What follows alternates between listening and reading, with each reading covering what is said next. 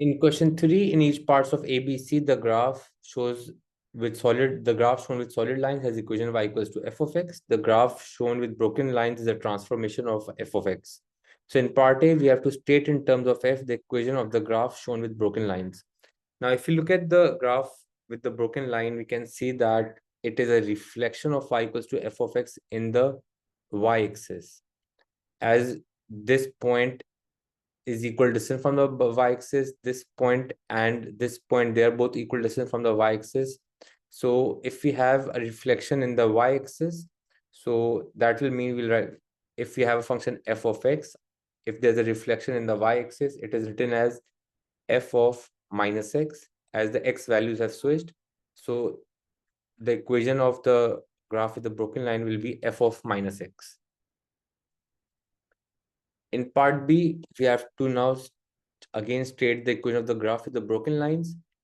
So now in this case, we can see that the x values have remained the same, but the y values have doubled. So this value is from 2, it has gone to 4.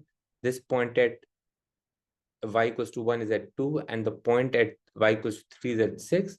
And the x values have remained the same. It means there has been no other transformation other than a stretch. So there has been a stretch and the scale factor is 2.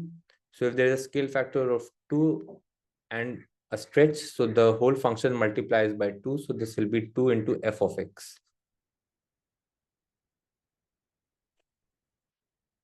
In part C, it's again, we have to state the equation of the graph with the broken lines.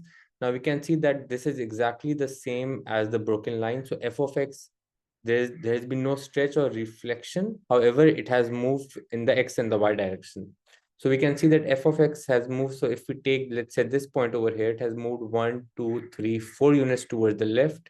So it is a translation, first of all. First, we can write the vector and then we can write it in the equation form. So there has been a translation of -4 and it has moved 1, 2, 3 units downwards. So -4 and -3. So if there's a translation of -4 and -3, it is written as f of x. So if this is a minus over here, we write it as plus x plus 4.